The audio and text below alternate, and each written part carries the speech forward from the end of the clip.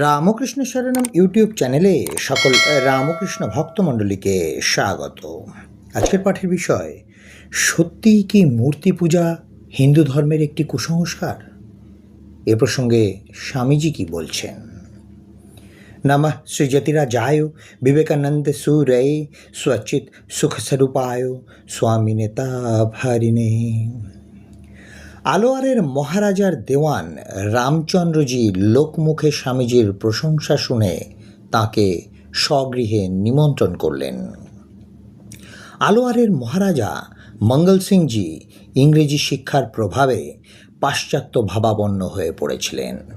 তার বিশ্বাস ছিল মূর্তি পূজা হিন্দু ধর্মের একটি কুসংস্কার।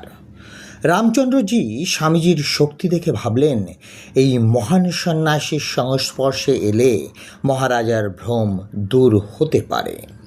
তাই একদিন তিনি মহারাজের কাছে স্বামীজির কথা বললেন, আলোয়ারে ইংরেজি এবং সংস্কৃত ভাষায় ব্যুৎপত্তি সম্পন্ন এক সাধু এসেছেন। মহারাজ তখন আলোয়ার শহর থেকে 2-3 মাইল দূরবর্তী স্থানে অবস্থান করছিলেন। তিনি স্বামীজির সঙ্গে আলাপ করার জন্য দেওয়ানজির বাড়িতে এসে উপস্থিত হলেন। মহারাজা স্বামীজির কাছে পৌঁছে বললেন, আপনি ইচ্ছা করলে অনেক টাকা আয় করতে পারেন, কিন্তু ভিক্ষা করছেন কেন? স্বামীজি বললেন, আপনি কী কারণে রাজকার্য অবহেলা করে সাহেবদের সঙ্গে ঘুরে বেড়ান আর শিকারে সময় নষ্ট করেন? অনেকে এই কথা শুনে খুবই অবাক হলেন। ভাবলেন, এই সাহসের ফলে স্বামীজিকে হয়তো রাজার নিগ্রহ ভোগ করতে হবে। কিন্তু মহারাজ বললেন, কেন তা করি জানি না, শুধু জানি করতে আমার ভালো লাগে। স্বামীজি বললেন, আমারও ভালো লাগে, তাই এইভাবে ভিখারির মতো ঘুরে বেড়াই। মহারাজ বুঝতে পারলেন যে স্বামীজি কত বড় পণ্ডিত। মহারাজ প্রশ্ন করলেন, আচ্ছা স্বামীজি, দেবদেবী আর পুতুল পুজোয় আমার কোনো বিশ্বাস নেই, আমার কি গতি হবে? স্বামীজি বললেন, যার যা বিশ্বাস তাই তার পক্ষে উত্তম। সকলে অবাক হয়ে গেলেন। স্বামীজি শ্রী শ্রী বিহারীজির মন্দিরে ঈশ্বর আনন্দে বিভোর হয়ে মাটিতে গড়াগড়ি দিয়েছিলেন। আবার এই মহারাজ পুতুল পুজোতে বিশ্বাসী নন, তা জেনেও তিনি মহারাজকে তিরস্কার করলেন না।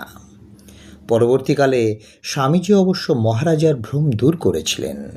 হয়তো সে কারণেই তিনি সাময়িকভাবে মহারাজকে আশ্বস্ত করেছিলেন।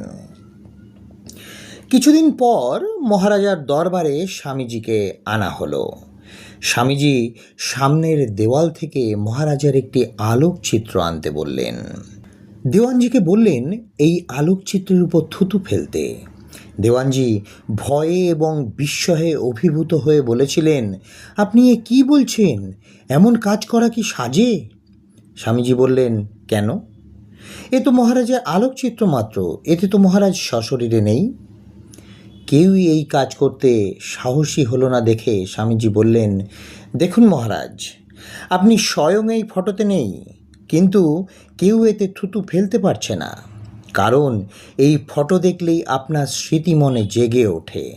তাই মনে হয় এই ফটোর সঙ্গে আপনার কোনো প্রভেদ নেই।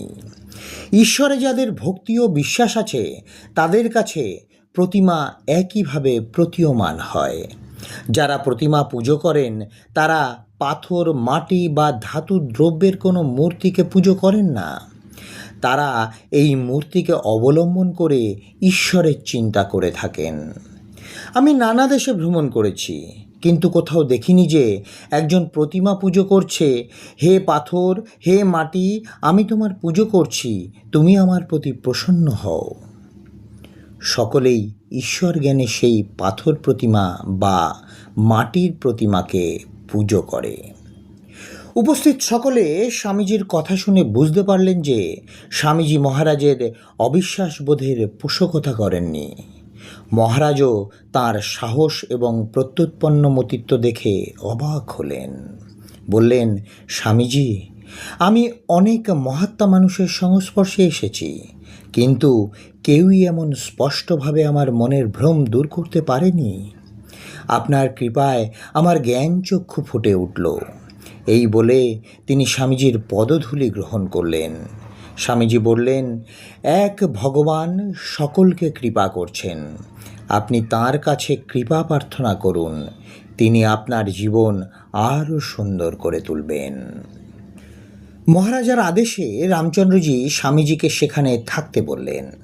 স্বামীজি বললেন, আমি থাকতে পারি, কিন্তু একটা শর্ত আছে, আমার জন্য সকলের দ্বার অবারিত রাখতে হবে। আমি চাই না দেওয়ানজির বাড়িতে থাকলে কেউ সেখানে প্রবেশের ছাড়পত্র না পাক। দেওয়ান স্বামীজির প্রস্তাবে সম্মত হলেন। স্বামীজি সেখানেই বসবাস করতে লাগলেন। আলোয়ারবাসী যুবকরা স্বামীজির সংস্পর্শে এসে নতুন পথের সন্ধান পেলেন। স্বামীজি নতুন প্রজন্মের এইসব যুবকদের খুবই ভালোবাসতেন। তিনি বলতেন, ইংরাজি শিক্ষার ফলে দেশীয় ধর্ম এবং সংস্কৃতির উপর আঘাত হানা হচ্ছে। ভারতের ইতিহাস গৌরবময় পরম্পরাকে বহন করছে, তাই তোমাদের উচিত সব সময় প্রাচীন ভারতের ইতিহাস অন্বেষণ করা। কিছুদিন বাদে 1891 সালে 28শে মার্চ স্বামীজি আলোয়ার ত্যাগ করলেন। আজকের পাঠের তথ্যসূত্র, স্বামী বিবেকানন্দ জীবন ও দর্শন।